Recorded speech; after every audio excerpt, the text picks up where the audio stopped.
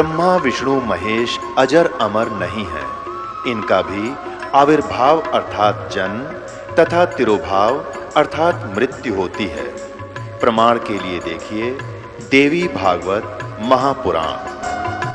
ब्रह्मा, मैं, विष्णु और शिव, यह तुम्हारी प्रभाव से जन्मवान है। हम तो जन्मवान हैं, हमारा तो जन्म होता है और मरते हैं, नित्य नहीं है, हम अविनाशी नहीं है। फिर इंद्रादि दूसरे देवता नित्य किस प्रकार हो सकते हैं?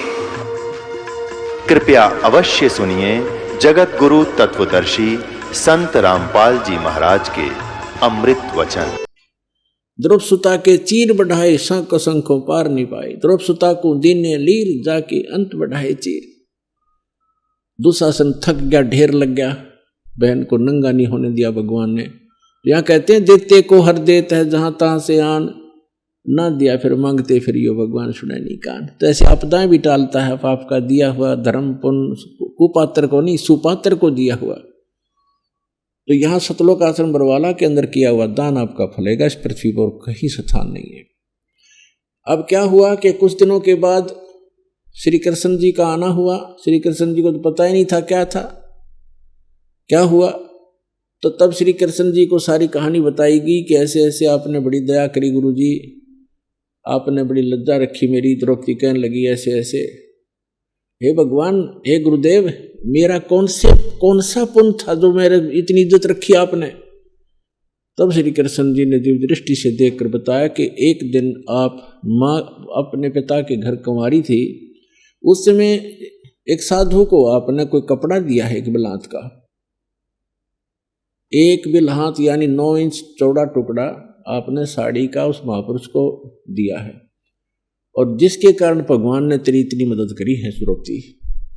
जब उसको याद आया तो भूल भाल गई थी। छोटी एक राजा की लड़की ने एक साड़ी के टुकड़े के याद रखे थी, न्यूना बेरा सुपात्र को दिया हुआ और आवश्यक स्थान पर दिया हुआ दान ही वो काम करता है।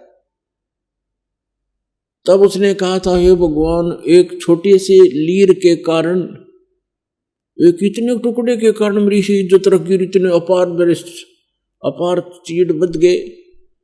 एक लीर के कारण भगवान हो गए चीर अपार, और जब मैं पहले जानती तो सर्वस देती वार। जब मुझे पहले पता होता इसे महापुरुष को दान दिया हुआ ऐसा फल देगा, तो ना जाने के दान कर देती।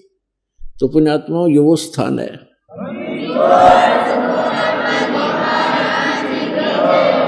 तो आज के दिन ये स्थान है जो शास्त्र अनुकूल साधना और यहाँ किया हुआ दान आपका अनंत गुना बढ़ाएगा, आप पर आने वाली आपदाओं भी टालेगा और आपका मोक्ष भी करेगा। बोलो सतगुरुदेव की।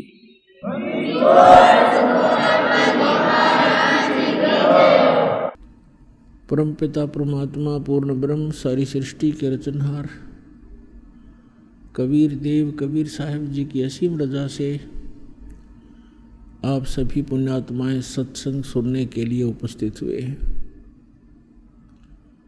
सौभाग्य है उन प्राणियों का जिनको मानव शरीर प्राप्त है। ऐसे समय में उनसे भी अच्छी किस्मत उन पुण्यात्माओं की है जिनकी भगवान में रुचि है, और उनसे भी अच्छी वो पुण्यात्माएं हैं जिनको सतलोक आश्रम बरवाला जिला हिसार हरियाणा में पहुंचने का सुअवसर प्राप्त हुआ, यहाँ से दीक्षा प्राप्त हुई। मनुष्य जीवन प्राप्त होना बहुत ही पुण्यकर्मी प्राणी का काम होता है, और मानव शरीर प्राप्त प्राणी परमात्मा की तरफ रखता है, वो उससे भी अच्छी किस्मत है, उससे भी पुण्यकर्मी है। और जिनको सतगुरु मिल जाते हैं, इस मानव शरीर के अंदर सत्साधना मिल जाती है, तो उनकी किस्मत का कोई अंदाज़ा नहीं वो कितनी पुण्य कर्म रखते हैं। जैसे इंग्लिश के अंदर गुड बेटर बेस्ट जो होता है, तो गुड तो वो है जिनको मानव शरीर प्राप्त है, और बेटर वो हैं जो भगवान के लिए भटक रहे हैं, क्योंकि भटकने से कहीं ना कहीं परमात्मा का अवश्य रास्ता मिल ही जाता है। और तीसरे बेस्ट वो है जिनको भगवान का सही मार्ग मिल गया।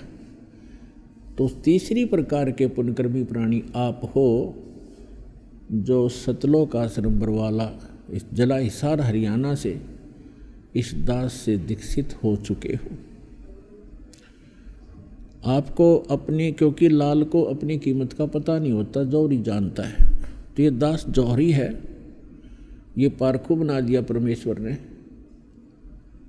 और आप उस परमात्मा के हीरे मोती लाल हो, आपको परख रहा है आप कितनी कीमत रखते हो।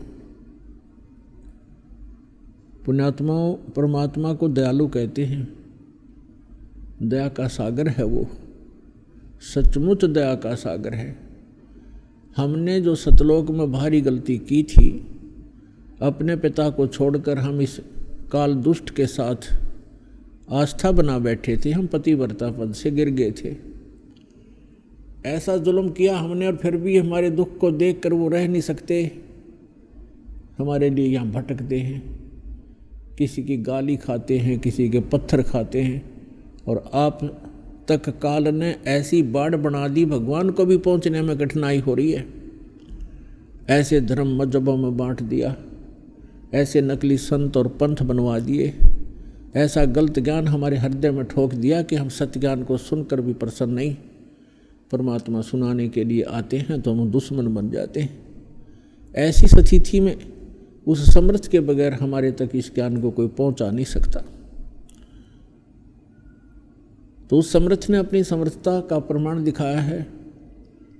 उस मालिक ने दया करी, आपको इस कलयुग में शिक्षित किया। ये शिक्षा का दौर पुण्यात्माओं सन 1948-47 के बाद ही भारतवर्ष में हुआ, उससे पहले शिक्षा बिल्कुल नहीं थी। और 1951 में दास को भेज दिया अपनी प्यारी आत्माओं को संदेश देने के लिए। और अभी ये मीडिया और ये जितना भी साइंस की तरक्की जो हमारे लिए आवश्यक है सदग्रंथों को समझने के लिए, ये अभी 2000 के बाद का ये सारी देन है परमात्मा की। मोबाइलों का बनना, ये इलेक्ट्रॉनिक मीडिया जो टीवी चैनल ऐसे बढ़िया बना देने, तो ये परमात्मा ने दया करी आपके ऊपर, ताकि परमात्मा के बच्चे उन्हीं सदग्रंथों से भगवान को जाने जिनको शुरू से ही शिरोधार्य किए हुए थे। अब जिन सदग्रंथों को हम शिरोधार्य मानते थे वो पवित्र वेद, पवित्र गीता, पवित्र पुराण, पवित्र कुरान, पवित्र बाइबल, पवित्र गुरु ग्रंथ साहिब, और उनमें परमात्मा की महिमा ही वर्णित है। जो उन सदग्रंथों में परमात्मा की महिमा है और जिस परमात्मा के वो अंदर वो सर्व सदग्रंथ खरे उतरते हैं, तो वो परमात्मा है। अभी तक हमारे जो धर्मगुरु थे वो गलत ज्ञान सुनाते थे, नाम इन्हीं सदग्रंथों का लेते थे और सदग्रंथों में लिखी के विवरण के विपरीत हमें ज्ञान सुनाया करते थे। और वो लोकवेद इतना गहरा हो गया था कि हमने उनको फाइनल मान लिया था। हम भले ही अपनी गीता वेद पुराण पढ़ते रहते थे, लेकिन हमारा ज्ञान का आधार वही डुप्लीकेट ज्ञान ही था जो पहले हम सुने हुए थे, जिस कारण से अभी तक जितने भी ऋषि महर्षि और विश्व के जितने भी पंथ पनपे हैं, उनके वर्तमान के जितने गुरु हैं, वो सभी भ्रमित हैं कि परमात्मा निराकार है। और सभी सदग्रंथों के अंदर परमात्मा साकार है, नर आकार बताया है। तो वो लोकवेद हमारे हृदय में सब का समाया हुआ था। सदग्रंथों को आधार मानते थे, ज्ञान उसके विपरीत ही हम स्वीकार किए हुए थे। उसको हटाने के लिए इन सदग्रंथों को आपके रूबरू करना अनिवार्य था। और यही कारण है कि आज परमात्मा के बच्चे अपने पिता को पहचान रहे हैं और दौड़ दौड़ कर आ रहे हैं, अपना कल्याण करवा रहे हैं। पुण्यात्माओं, इस स्थान से जिस भी प्राणी को उपदेश प्राप्त हो गया उसके मोक्ष में शंका नहीं। ये तो आप निश्चिंत हो जाना, आपका मोक्ष 101% है। लेकिन इसमें मर्यादा प्रथम है। मर्यादा में रहोगे, भगवान सदा साथ रहेगा। मर्यादा तोड़ दोगे तो सीता जैसा हाल होगा जिसने जरा सी लापरवाही की थी, लक्ष्मण रेखा लांग दी थी, और उसके बाद उसने सोचा तो ये था जरा सी लगी थी, क्या फ़र्क पड़ता है, अभी चली जाऊंगी, वापस आ जाऊंगी, आटा डाल के साधु के। और साधु वेश में वो दुष्ट रावण खड़ा था। तो मर्यादा त्याग देने से उसकी कितनी दुर्गति हुई। 12 वर्ष तक रावण की कैद में पड़ी रही, सड़ती रही, लाखों करोड़ों व्यक्ति मारे गए, तब जाकर उसका छुटकारा हुआ। कैसे कितने पाप की भागिन बनी एक जरा सी मर्यादा लांघ देने से। ठीक इसी प्रकार जो हंस भक्त परमात्मा का हंस और इस परमात्मा की दी हुई मर्यादा का उल्लंघन कर देगा, वो सीता की तरफ पछताएगा और बहुत दूर हो जाएगा। अपने आत्मा मानुष शरीर प्राप्त करके हमें क्या करना चाहिए, ये ज्ञान सत्संग से होता है। और सत्संग में आने से पता चलता है कि मैं कर क्या रहा था और करना क्या चाहिए था। हम सांसारिक व्यवहार में इतने रंगे जा चुके हैं, देखम देखा एक दूसरे को, और हमने उसी कार्य को अंतिम मान रखा है। बच्चे हो गए, उनकी परवरिश कर दो, विवाह कर दो, उनको नौकरी रोजगार मिल जाए, भगवान बस ठीक हो गया, मर जाए बेशक। नहीं, ये जो कुछ भी होना था उस बच्चों की किस्मत ही फला करती थी जब तक हम सतभक्ति नहीं करते। जब तक हम सत साधना नहीं करते, परम संत की शरण में नहीं आते, तो अपना भाग्य ही प्राप्त होता है बच्चों को। प्रत्येक माता पिता की कोशिश होती है कि मैं अपने बच्चों को अच्छा पढ़ाऊं और ये अच्छे नौकरी प्राप्त करें, इनको सुख हो। लेकिन कितने प्रतिशत बच्चे सफल होते हैं और कितने प्रतिशत फिर वो सर्विस आदि प्राप्त कर पा रहे हैं, जो सभी एक ही उद्देश्य लेकर पढ़ रहे होते हैं। तो इससे सिद्ध है कि उनकी किस्मत ही आगे आड़े आती है जब तक भक्ति नहीं करते। और जिस समय हम सत्साधना शुरू कर देते हैं तो उस समय परमात्मा हमारे भाग्य के लेखों को बदलना शुरू कर देता है।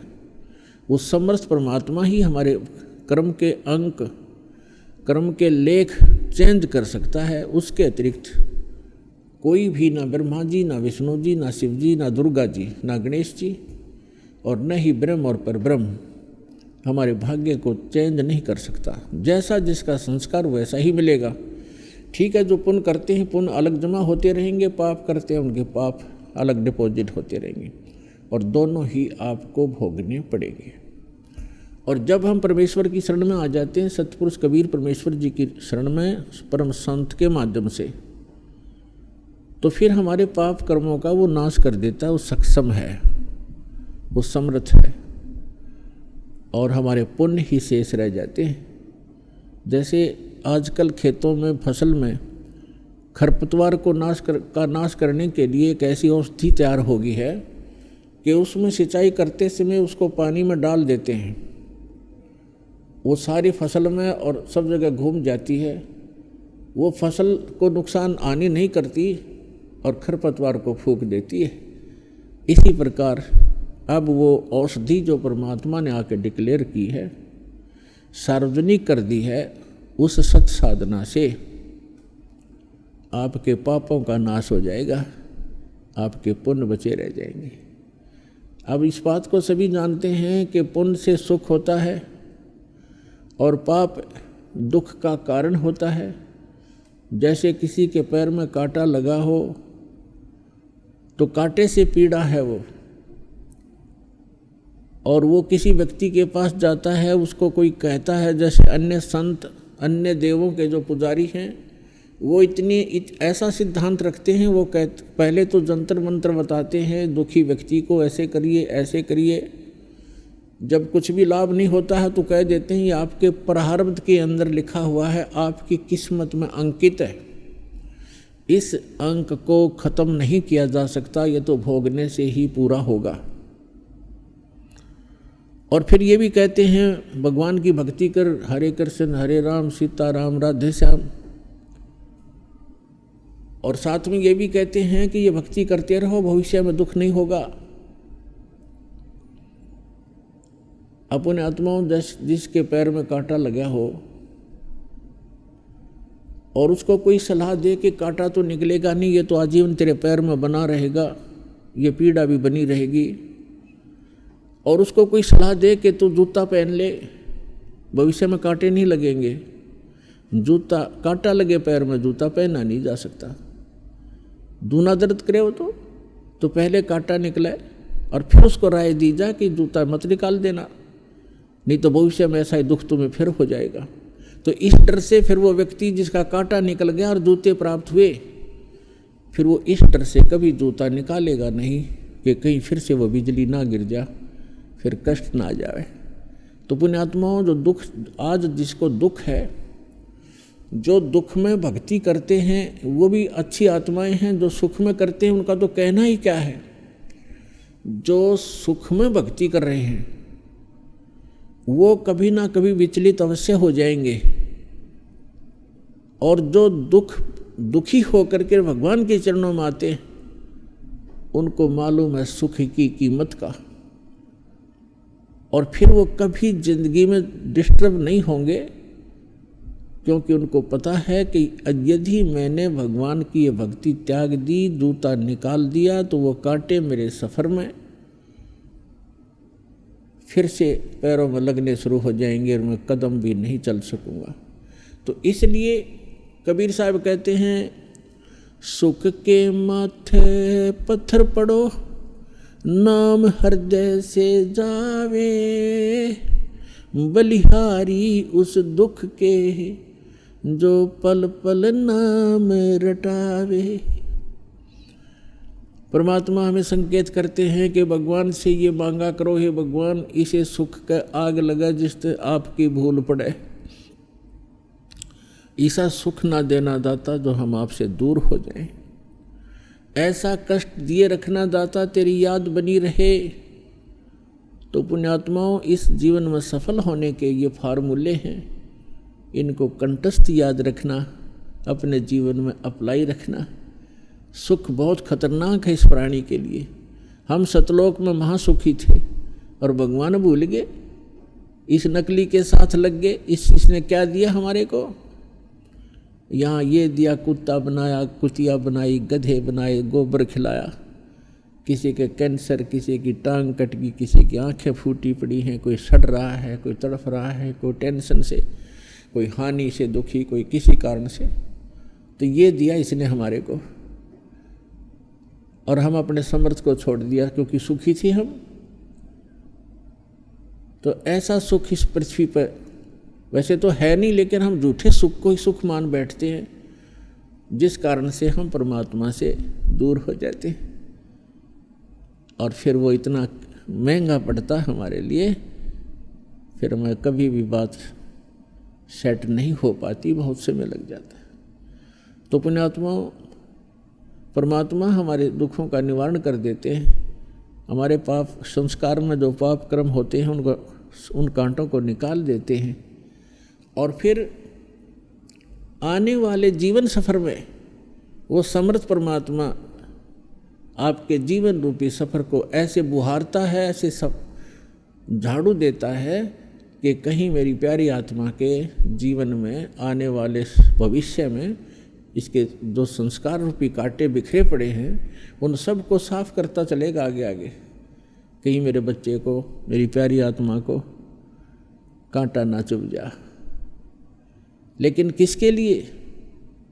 जो जैसे पति भरता जमी पर जो जो धर है पाँव, समर्थ झाड़ू देत है ना कांटा लग जावे। कहते पति भरता, पति भरता कौन होगी? जैसे गीता अध्याय नंबर 13 में लिखा है कि अव्यभिचारिणी भक्ति से जो साधना करता है उसके परमात्मा अंग संग रहता है। व्यभिचारिणी भक्ति कौन सी है? जैसे लड़की अपने पति के अतिरिक्त अन्य कई व्यक्तियों से भी संबंध रखती है तो वो व्यभिचारिणी लड़की है। और अव्यभिचारिणी पतिव्रता अपने पति के अतिरिक्त चाहे कोई सोने का बन के खड़ा हो जाए उसमें आस्था ना रखती तो वो अव्यभिचारिणी है। तो व्यभिचारिणी भक्ति वो है कि हम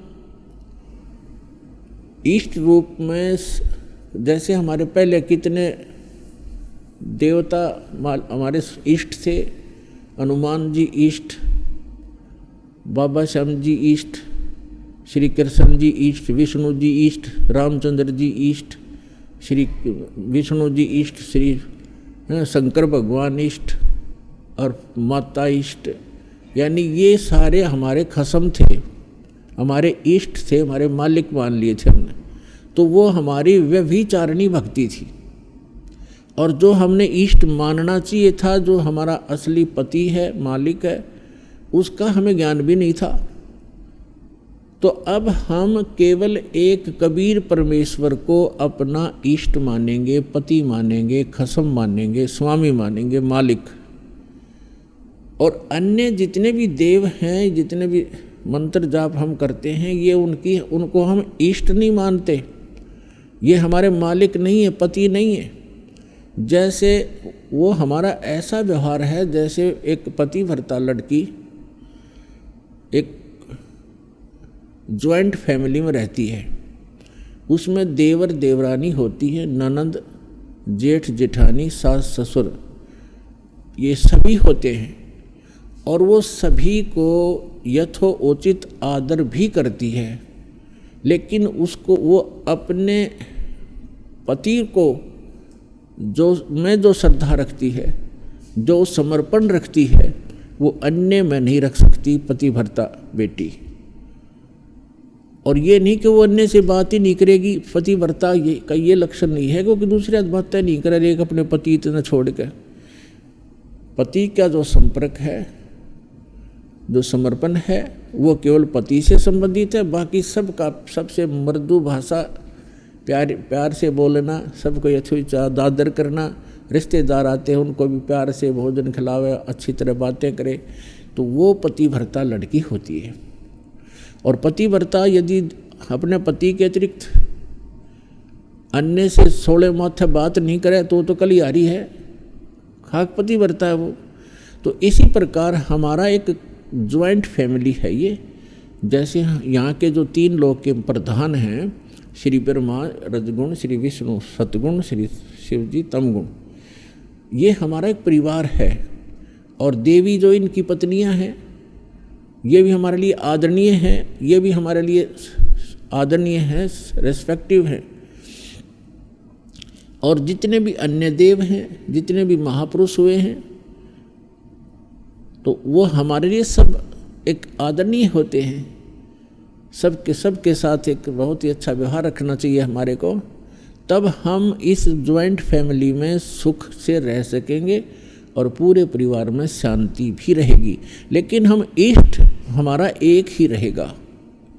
जैसे पति भर्ता लड़की सबसे प्यार भी करती है, जैसे बहन ननंद से, छोटी बड़ी से उसी सतर का, और देवरानी और जेठानी, जेठ और देवर से, सास ससुर से सभी प्यार से रहती है।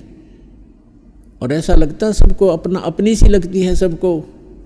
और जिस समय वो अपने पति के, जब वो अलग होते हैं, ज्वाइंट फैमिली जो फिर भिन्न भिन्न होते हैं, न्यारे होते हैं, फिर देखा उसका वो किस में आस्था थी उसकी, उसके हिस्से में, उसके बाटे में जो भी सामान आवेगा सारे ने उठा लेगी, चम्मच भी ना छोड़ रहे उनकी तरफ, और अपने पति के साथ उस मकान में चली जाएगी जो उसके बाटे में आया है। तो उस दिन पता चला वो किसकी पूजा कर रही थी, तो पूजा पति की कर रही थी और सत्कार सभी का करना होता है। इसी प्रकार जब हम अपने सतलोक जाएंगे, हमारा पति कबीर देव है, मालिक है, हम उसकी आत्मा है। और यहाँ जब तक हम यहाँ रहेंगे सभी देव हैं, ये यहाँ के, इनसे हमें बहुत सा काम है। क्योंकि जैसे प्रधानमंत्री का व्यक्ति और हिसार में रहता हो, अब यहाँ के काम तो डीसी, एसपी, मंत्री, मुख्यमंत्री इन्होंने करना है। एक बस फ़ोन करने की देरी है, काम हाजिर हो जाएगा। तो आपको इतनी सुविधा मिल जाएगी उस समर्थ की शरण में आने के बाद। लेकिन ये बुरे थोड़े ही है, ये उसके दुश्मन थोड़े ही, मित्र हो गए उनके। तो ठीक इसी प्रकार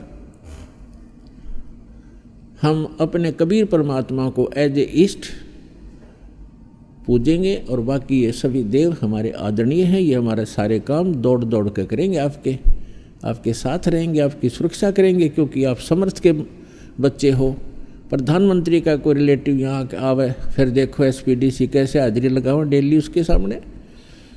तो कहने का भाव ये है कि ये बुरे नहीं हुए, हमारे जितने भी देवता हैं ये हमारे साथी हैं, ये अच्छी आत्माएं हैं, लेकिन हम इनको तंग करा करते। अब जैसे कोई हमारा कार्य होना है मुख्यमंत्री से और हम एप्लीकेशन लाते हैं बार बार डीसी का, वो डीसी का सिर में दर्द हो जाए, उसको बार बार कहता है जी मैं नहीं कर सकता इसको, आप मुख्यमंत्री जी के पास जाइए, और हम फिर उसी का अर्जी लगावा, जय हो तेरी, आप पे करोगे जो करोगे, अब पड़ी रहेगी वहाँ एप्लीकेशन, वो उसको कुछ कर ही नहीं सकता। तो हम गलती ये करते थे, जो हमारा कार्य समर्थ से होना था उसका हमें पता भी नहीं था, और हम अर्जी लगाते रहे इन देवताओं का, ये ना कुछ कर सके थे, ये और दुखी हुआ करते थे कि ये मैं कर नहीं सकता, मेरे सामने ये रोज़ हाथ जोड़ के खड़ा हो जाता है द्वार पर आके। तो इस प्रकार हम अज्ञानता से अपना टाइम भी वेस्ट करते थे और उस लाभ से भी वंचित रह जाते थे जो भगवान से मिलना होता है।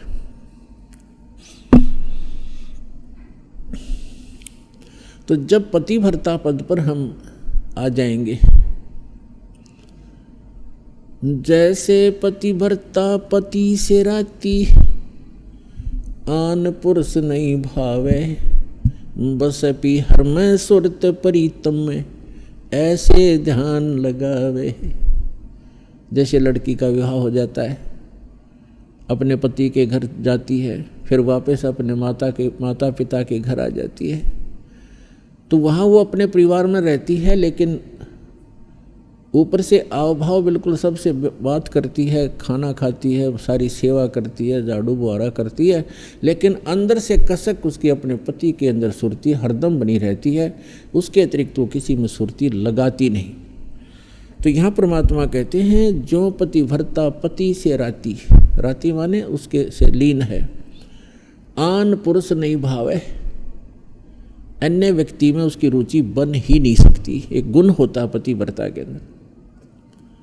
और बसपी हर में, फिर भी सुरत प्रीतम में, ऐसे ध्यान लगा है। तो ऐसे पद पर जब हम आ जाएंगे, हम यहाँ पीहर में रह रहे हैं और यहाँ सभी के साथ मिलजुल कर रहना होगा हमने, लेकिन हमारी जो अंतःकरण की जो स्थिति है, अंतःकरण के अंदर जो कशक है वो अपने कबीर पति के अंदर, उस समर्थ पति के अंदर अटूट बनी रहे। तो फिर जब हम यहाँ से जाएंगे संसार छोड़कर, सीधा वहीं पहुँच जाएंगे, क्योंकि हमारी आशा जहाँ आशा ता वासा होई, मन कर्म वचन सुमरियो सोई। तो ऐसी स्थिति में आने के बाद जब हम परमात्मा कबीर जी के अतिरिक्त किसी से भी आध्यात्मिक लाभ की इच्छा नहीं करेंगे,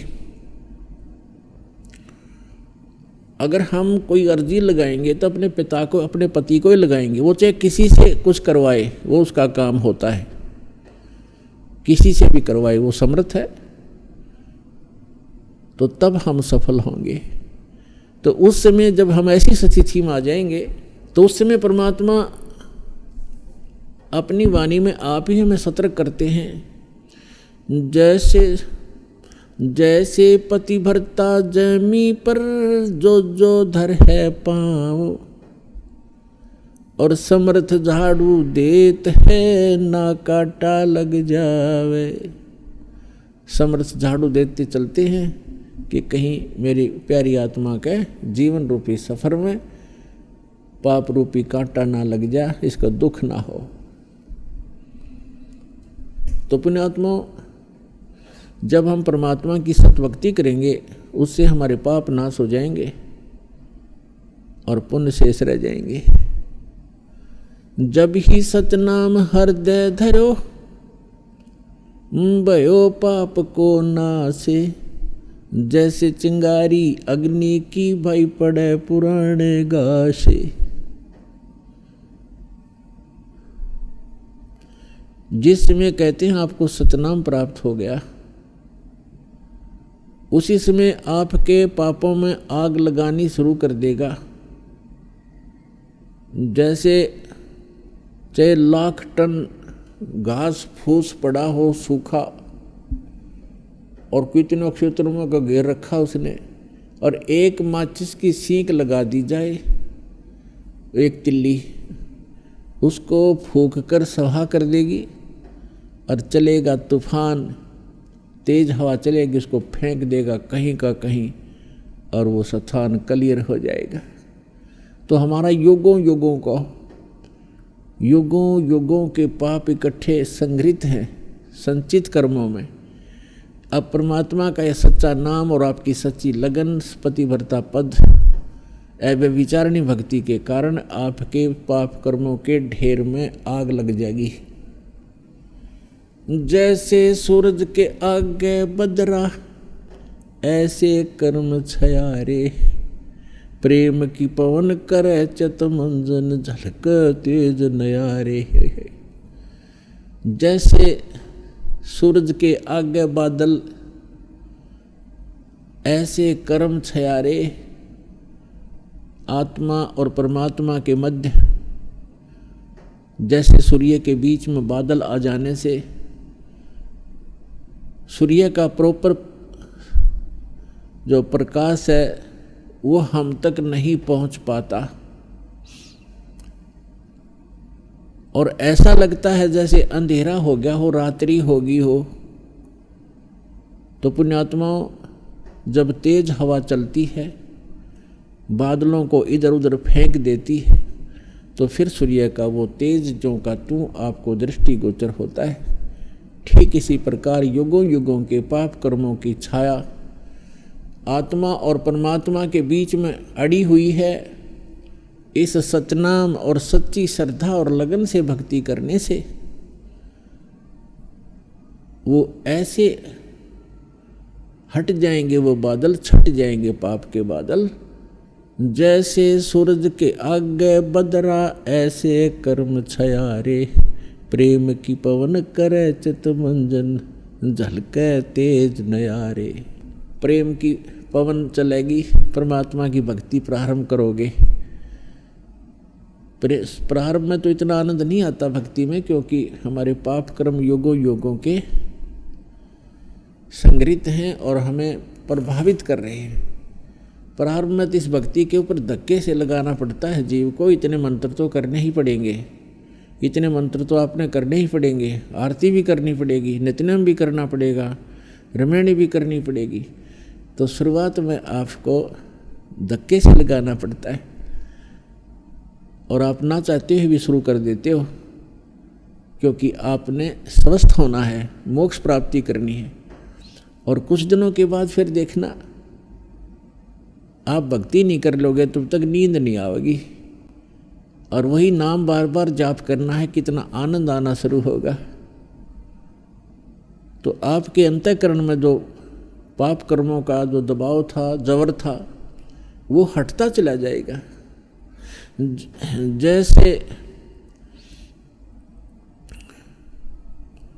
तुलसी पिछले पाप से हरि चर्चा न भावे, जैसे जवर के वेग से भूख विदा हो जावे।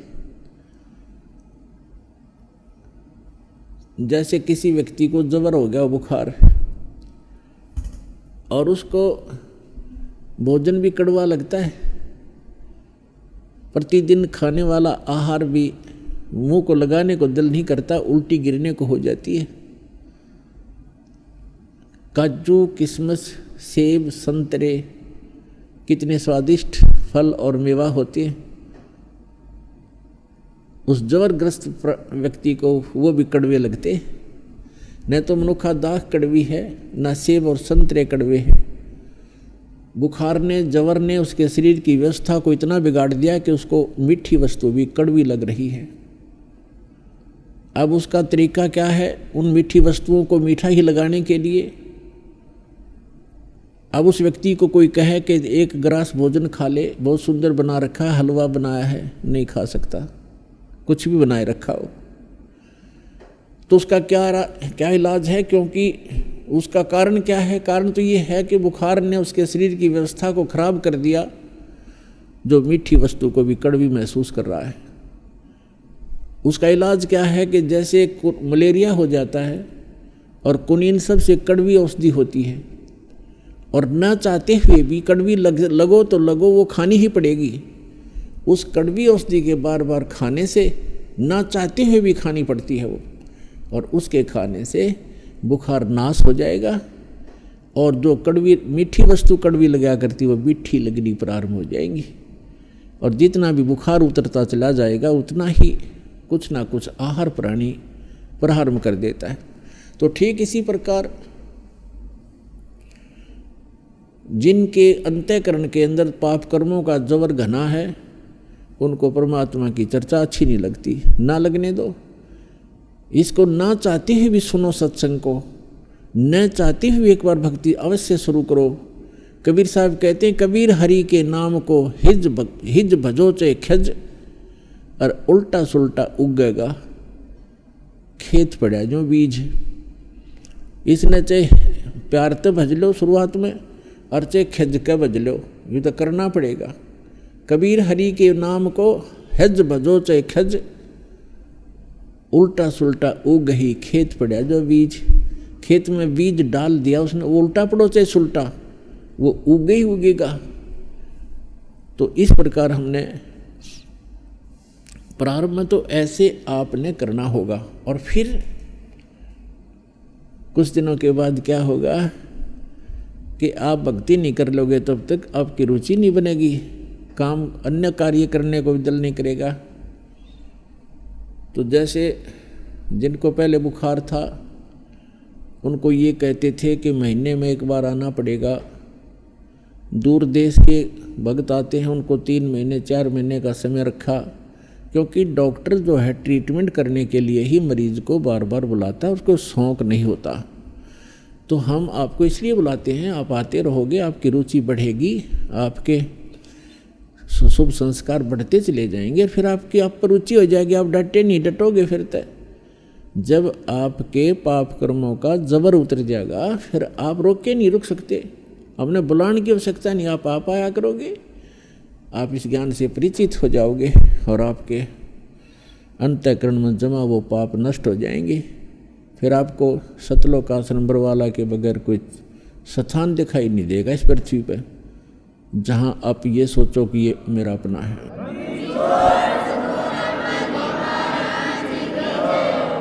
तो यहाँ परमात्मा कहते हैं, जैसे अब कबीर साहब कहते हैं, कबीर पिछले पाप से हरि चर्चा ना सुहावे, या ऊँघ है या उठ चले, ना और बात चलावे। जैसे हमने देखा कई बार किसी भक्त को हम साथ ले जाते हैं सत्संग में, गुरु जी के सत्संग में, ऐसे कह सुन के प्यारते हैं, कोई जान पहचान का शर्म से आ जाता, तो थोड़ी देर तो बैठता सत्संग सुनता, फिर या तो लटके लेने लग जाता नू, फिर उसका हम छेड़ते, सोआ मत नू का चल लाएंगे चल, मतलब कुछ काम याद आ गया, ये वो ना तो आप सुने हमने ना हमने सुन दे, क्यों उसके पाप ना टिकन दे। कबीर साहब कहते हैं, कबीर पिछले पाप से हरिचर्चा ना सुहावे, और कह ऊँगे और कह उठ चले, ना उरे बात चलावे। सत्संग हो रहा होता है, वो पहली बार जो हम लेकर के 1-2 बार ऐसा चांस हुआ, तो उसको सत्संग चल रहा है और बीच में कुछ और बात याद दिला देगा, वो काम था ना एक अपने वहाँ जाना था, उसको हम कहते डट जा, थोड़ी देर सत्संग सुनने फिर बातें करेंगे। फिर उनका मैं चलूँ तो आ जाइए, अब जा भाई, हम तो नहीं उठ सकते क्योंकि हम तो जिस उद्देश्य से आए वो काम करेंगे। तो हमें पता था भगवान के उस थर्मामीटर से पता लग गया था कि इसके बुखार है अभी। तो कबीर साहब कहते हैं, कबीर पिछले पाप से हरिचर्चा ना सुहावे, और कह ऊँगे कह उठ चले, ना और बात चलावे।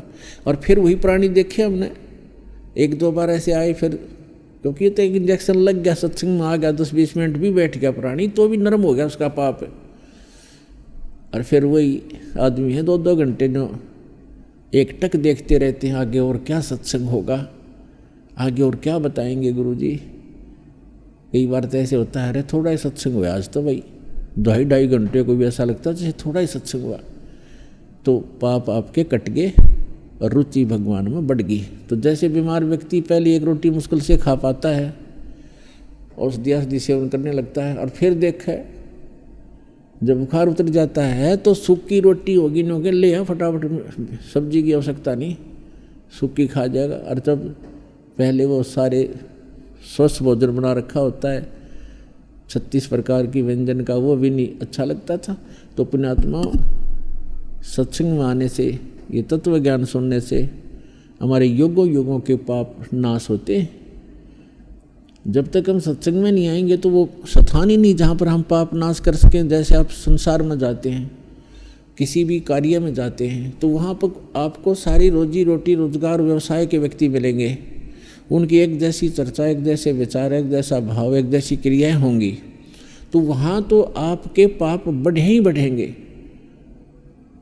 अब जैसे कोई, अब ठीक है काम भी करने पड़ेंगे, फील्ड में भी जाना है और सब कुछ हमने करना भी पड़ेगा, लेकिन उसके लिए तरीका बताया है। जैसे आप प्रतिदिन कपड़ा पहनते हो और काम करते हो, कोई मजदूरी करता है, कोई नौकरी करता है, या कोई अन्य व्यवसाय करता है, कोई खेती करता है, तो कपड़ा मैला होता है, तो मैला होगा, स्वाभाविक है वो। तो फिर उसका तरीका है कि उसको साबुन और जल के प्रयोग से स्वच्छ करो, डेली धो लो उसको। तो ठीक इसी प्रकार जब तक हम भक्ति नहीं करते, जब तक हम सत्संग रूपी इस सरोवर में नहीं आते और राम नाम का साबुन हम नहीं लगाते, तब तक तो हमारा ये अंतःकरण रूपी शरीर, ये चोला जो है अंतःकरण, ये मैला मैला हुआ था, पाप ही पाप इकट्ठे होते। अब हम सत्संग भी सुनते हैं, स्मरण भी करते हैं, दान भी करते हैं, तो हमारा जो मैला तो होना ही है, स्वाभाविक है, लेकिन वो साफ भी डेली हो रहा है। इस प्रकार से हम उन करोड़ों पापों से बचे रहेंगे और वो संगृत ना होंगे। अब जैसे गीता जी के 18वें श्लोक में, अध्याय में लिखा है कि अर्जुन, कुछ ऐसे कर्म हैं, कोई भी ऐसा कर्म नहीं है जिसमें पाप ना होते हों इस पृथ्वी पे। कोई भी अग्नि धूमा रहित नहीं है।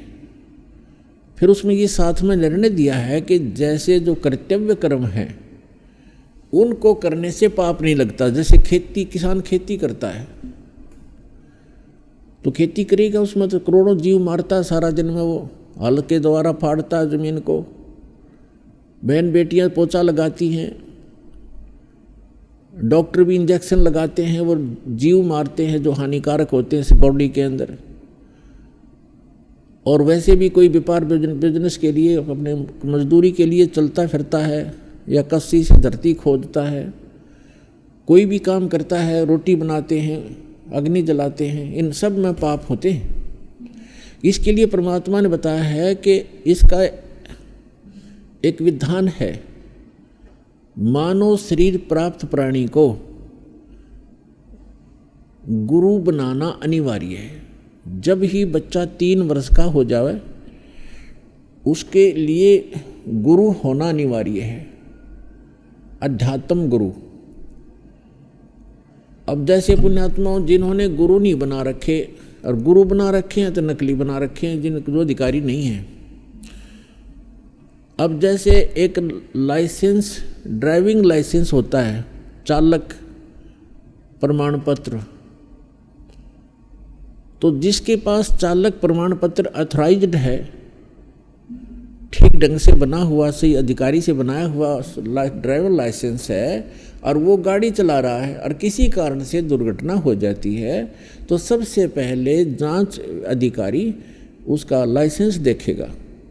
यदि उसके पास लाइसेंस है तो 90% बच गया कि ये अनट्रेंड नहीं है, इससे जो गाड़ी चलाने में कोई गलती नहीं हुई, कोई और सर्कमस्टांस बन गए हैं जिस कारण से दुर्घटना हुई है। और यदि उसके पास लाइसेंस नहीं है तो सीधा ही दोषी है, उसका तो कोई ऑप्शन ही नहीं रहा, गाड़ी चलाने का वो अधिकारी नहीं, चलानी उसने आती नहीं, और गाड़ी लेके चल पड़ा तो वो सीधा दोषी है, कोई दुर्घटना हो जाती है। तो इसी प्रकार जो गुरु नहीं बना रखा जिन्होंने, और नकली बना रखे हैं, तो उनसे ये पाप तो होते ही हैं, क्योंकि सभी, कोई मजदूरी करता है, कोई किसान का काम करता है, कोई कुछ करता है, तो उनसे जो पाप होते हैं वो उनको भोगने ही पड़ते हैं, क्योंकि उन्होंने ये शरीर रूपी गाड़ी जो चलाई है इसका लाइसेंस नहीं बनवाया। लाइसेंस बनाते समय अधिकारी उनको ट्रेनिंग देते हैं कि राइट मोड़े तब ऐसे देखे, लेफ्ट में करे तब ऐसे देखे, फर्स्ट गियर इतनी स्पीड पर हो, सेकंड दूसरी इतनी पर हो, ब्रेक ऐसे लगाए, सावधानी बरतनी चाहिए, इतनी दूर से स्लो कर देनी चाहिए गाड़ी को, यानी पूरा ट्रेन कर दिया जाता है, जिस कारण से वो दुर्घटना कर ही नहीं सकता।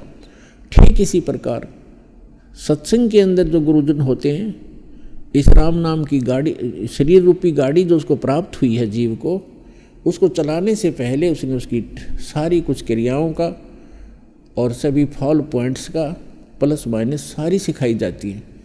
इच्छा कर मारे नहीं बिन इच्छा मर जा, कहे कबीर तास का वही पाप नहीं लगे।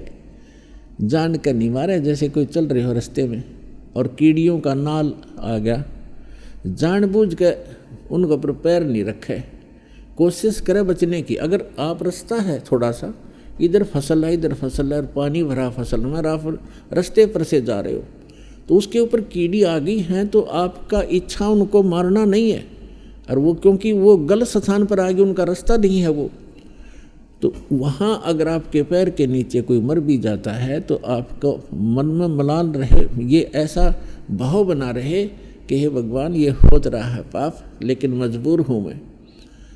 और जैसे किसान हल जोतता है तो उसका वहाँ जीव मारना उद्देश्य नहीं है, वहाँ उसने वो कर्तव्य कर्म उसका जो अलाउड है वो कर रहा है, तो उससे पाप नहीं होगा उसको। उसके ऐसे जो पोचा मारते हैं, उपदेश ले रखा है, उनका इच्छा जीव, उनका उद्देश्य जीव मारना नहीं है, वो सफाई करना, नहीं तो वो हानि कर देंगे उस शरीर को, उसको हानि पहुंचा देंगे।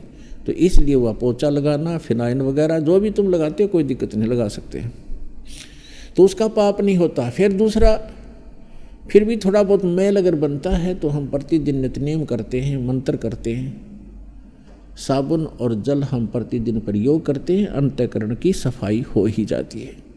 तो इस प्रकार हम इस जीवन को सफल करेंगे।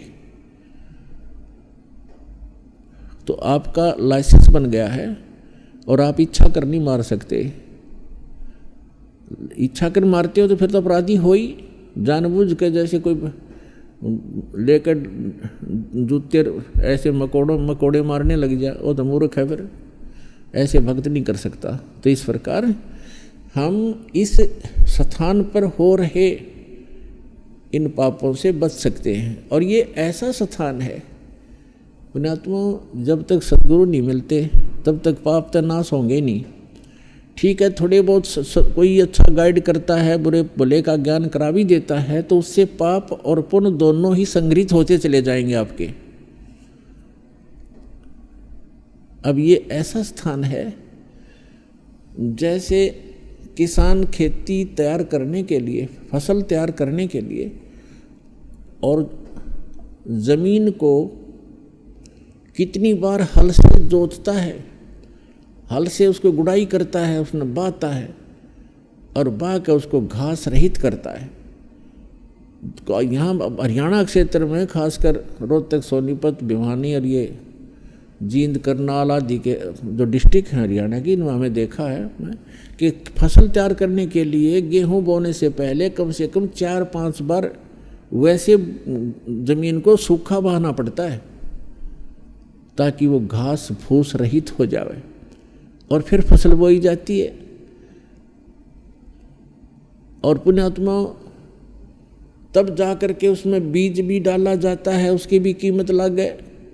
हल से खेत, ट्रैक्टर से ज़मीन को बोहाया है, गुड़ाई कराई है, उसके पैसे लगे, बीज बोया उसके पैसे लगे, और फिर खाद पानी डाला उसके पैसे लगे, तब जा कर के मुश्किल से गेहूं की कनक दिखाई देती है, प्राप्त होती है। इतना प्रयत्न करके, इतनी मेहनत करके, तो फसल तैयार करने के लिए, कनक प्राप्ति के लिए तो किसान को कितना मेहनत और खर्चा करना पड़ा, और उसी जमीन को बिल्कुल ना बाओ ना समारो, छोड़ दो फ्री। 1 वर्ष के अंदर उसमें इतना अड़ंगा इकट्ठा हो जाएगा, दिखाई भी ना दे यहाँ क्या जमीन भी है कि नहीं, नो फंस जाएगा है। तो ये जो अड़ंगा बेमतलब का, जिन अनावश्यक जो, ये तापा हो गया। और कनक तैयार करने के लिए, गेहूं तैयार करने के लिए मेहनत भी करी, पैसा भी लगा, और फिर भी कोई ना कोई झटका, कोई ओले गिर गए, कभी फ्लड आ गई, कभी सूखा पड़ गया, वो शंका, वो समस्या न्यारी रहती है साथ पैरेलल। तब जाकर किधर कहीं पर ये गेहूँ दिखाई देते होते हैं, प्राप्त होते हैं। और अड़ंगा अप्पा हो गया। तो ये ऐसा स्थान है, ये काल का, ये पृथ्वी लोक, ये सारे लोक, इस पे पाप तो बिना करे होंगे, और पुण्य करने के लिए उस किसान की तरह विशेष व्यवस्था करनी पड़ेगी, पैसे भी लाने पड़ेंगे, टाइम भी निकालना पड़ेगा, और तब जा कर के आपके पुण्य बनेंगे। ये लोक ही ऐसा है। पृथ्वी ऊपर पग जो धारे, करोड़ जीव एक दिन में मारे। ओए है। कबीर परमात्मा अपनी प्यारी आत्मा धर्मदास जी को समझाते हैं कि आप धर्म भी कर रहे हो, भक्ति भी कर रहे हो,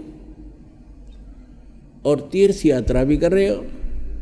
आइए अब हम उन श्रद्धालुओं के अनुभव जानते हैं जो जगत गुरु तत्वदर्शी संत रामपाल जी महाराज जी से दीक्षा प्राप्त कर चुके हैं तथा उनके द्वारा बताए गए भक्ति मार्ग पर चल रहे हैं। नमस्कार जी। नमस्कार जी। क्या नाम है जी आपका? राधिका साहू। राधिका जी, आप कहाँ से हैं? ग्राम सिंहपुर और जिला धमतरी, तहसील कुरूद, छत्तीसगढ़ से। संत रामपाल जी महाराज से नाम दीक्षा आपने कब ली? संत रामपाल जी गुरु महाराज से दीक्षा 10/8/2016 को ली हूँ मैं।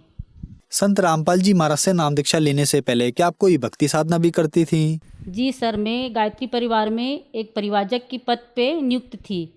गायत्री शक्तिपीठ सिवनी मालवा, जिला होशंगाबाद में हम लोग वहाँ पर पंडिताई करते थे, और पंडिताई करते करते पूरा कर्मकांड कराते थे, वहाँ पर पूरा पूजा कराते थे हम लोग। क्या पूजा करती थी आप वहाँ? गायत्री परिवार के जितने भी कर्मकांड होते हैं वहाँ पर कथा और अभिषेक, क्या बोलते हैं, शादी, जितने भी कर्मकांड के अंदर संस्कार, पुंसवन संस्कार, अन्नप्राशन संस्कार, विवाह संस्कार, पूरे संस्कार कराते थे हम लोग।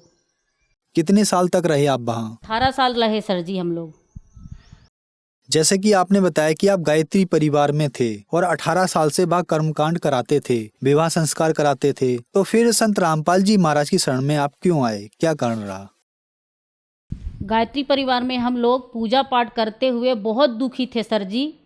मेरे शरीर में एक प्रेत थी, एक जीन था और एक प्रेत थी, एक साधु की आत्मा को और एक जींद को। वहाँ पर जो लोकल पंडित जी थे, जो पहले पुजारी थे, वो कहते थे अगर आप लोग यहाँ रहोगे तो आपकी पत्नी को मैं, हमारे यहाँ सर जी से बोलते थे कि अगर आप लोग यहाँ पर पूजा करोगे तो आपकी पत्नी को 3 महीने बाद में आप नहीं पाओगे। तो हम लोग उस समय घमंड करते थे पंडित श्री राम शर्माचार्य जी पर।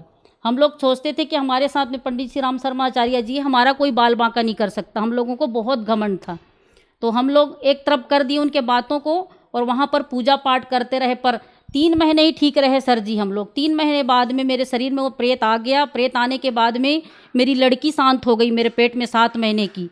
उसके बाद में मेरी एक से एक तकलीफ, मेरे को दिन और रात उल्टियाँ होती थी सर जी। दिन और रात में एक दाना भी मेरे शरीर में नहीं बचता था, और 40-50 बार मेरे को आँव के दस्त लगते थे। मैं खड़े भी नहीं हो पाती थी। मेरे यहाँ सर जी मेरे को टॉयलेट में उठा के लेके जाते थे। दिन और रात 6 महीना तो मैं 1 सेकंड सो भी नहीं पाती थी, इतनी तकलीफ होती थी। वो प्रेत मेरे को बहुत तकलीफ देता था, मतलब मछली जैसे तड़पती थी सर जी में, बहुत ज़्यादा तकलीफ होती थी। उसी के दरमियान तकलीफ भी रहती थी, मंदिर में संभालना रहता था, और छोटा सा मेरा बच्चा था उसको भी देखना रहता था। बहुत तकलीफ देखा है हम लोगों ने। उस प्रेत ने मेरे को बहुत ज़्यादा तकलीफ दी है।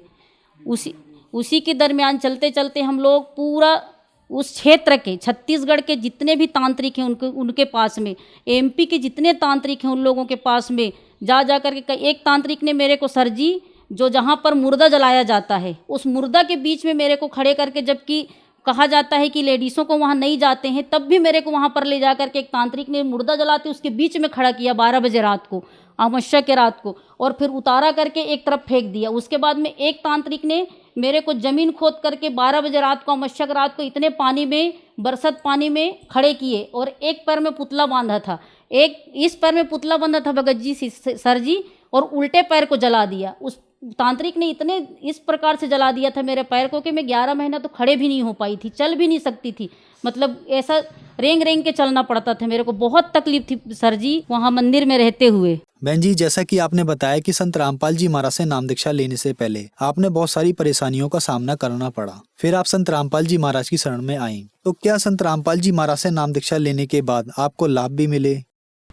जी सर जी, संत रामपाल जी गुरु महाराज जी से मैंने जैसे ही दीक्षा ली, दीक्षा लेने के बाद में तुरंत मेरे को आराम मेरे को आश्रम में ही मिल गया था। मैं सुलेगांव आश्रम में 10 अक्टूबर 2016 को दीक्षा ली हूँ सर जी, और उसी दिन मेरे को वहीं से मेरे शरीर से प्रेत बाधा तुरंत निकल गया। उसके बाद में मेरे को पूरा आराम है। मैं 18 साल तक सर जी ना मैं चावल खा पाती थी, कुछ भी नहीं खा पाती थी, सिर्फ मूंग की दाल, लौकी की जूस और एक रोटी कभी खाती नहीं खा पाती थी सर जी। मैं चल भी नहीं सकती थी, मैं कुछ भी काम नहीं कर सकती थी। मेरा बच्चा है आज, उसकी रमैनी हो चुकी है, शादी हो चुकी है, वो पहली क्लास में था, मैंने उसको कभी टिफिन बना के भी नहीं दिया। इतनी मेरी स्थिति खराब थी जब गायत्री परिवार में थी तब। और आज मैं बिल्कुल ठीक हूँ, बिल्कुल स्वस्थ हूँ संत रामपाल जी गुरु महाराज जी से जुड़ने के बाद। जैसे कि आपने बताया कि आप गायत्री परिवार में थी और आप पर दुखों का पहाड़ टूट गया था, तो क्या कारण था कि गायत्री परिवार में इतनी भक्ति करने के बाद भी आप इतने दुखी थे?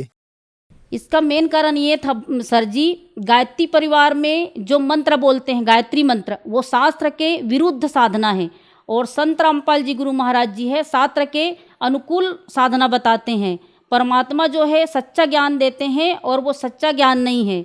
यहाँ पर उस मंत्र में शक्ति नहीं है। उसको जरूर कहते हैं कि गायत्री मंत्र वेदों का मंत्र है, सबसे बड़ा मंत्र है, पर उस मंत्र में शक्ति नहीं है सर जी। उस मंत्र के मैंने लाखों करोड़ों जाप किए हैं। एक सवा लाख का अनुष्ठान करती थी, 24 हज़ार अनुष्ठान करती थी। मेरे जैसे व्रत नवरात्रि 9 दिन में बिना खाए पिए व्रत करती थी, और सोमवार को व्रत करती थी, रविवार को व्रत करती थी, गुरुवार को व्रत करती थी, एकादशी का व्रत करती थी, तब भी मुझे कुछ लाभ नहीं मिला। पर संत रामपाल जी गुरु महाराज जी से दीक्षा लेते ही मुझे तुरंत लाभ मिला है सर जी। गायत्री परिवार में आप लोगों ने देखा होगा, सुना होगा, गायत्री जो मंत्र है उसको वेदों का मंत्र कहा गया है। यजुर्वेद में उसमें ओम नहीं दिया हुआ है, और गायत्री परिवार में जो पंडित श्री राम शर्माचार्य जी उसमें अपने तरफ से ओम लगा दिए हैं। वो मंत्र है भूर्भुवः स्वः तत्सवितुर्वरेण्यम भर्गो देवस्य धीमहि धियो यो नः प्रचोदयात्। ये यजुर्वेद में दिया है। उसमें पंडित श्री राम शर्माचार्य जी ने अपने तरफ से उन्होंने उसमें ओम लगा दिए हैं।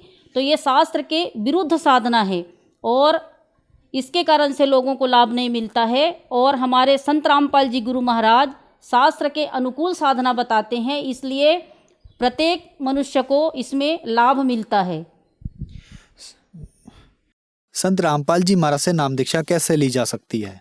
संत रामपाल जी से नाम दीक्षा लेने के लिए विभिन्न चैनलों पर सत्संग आते हैं। 13 चैनलों में चलता है, विभिन्न चैनलों में, और नीचे पीली पट्टी आती है, उन पे नंबर चलते हैं। उन नंबरों से संपर्क करके आप नाम दीक्षा केंद्रों का पता लगा सकते हैं, और आपको ज्ञान गंगा जीने की राह बुक बुला करके आप अध्ययन कर सकते हैं। धन्यवाद जी। सत साहिब।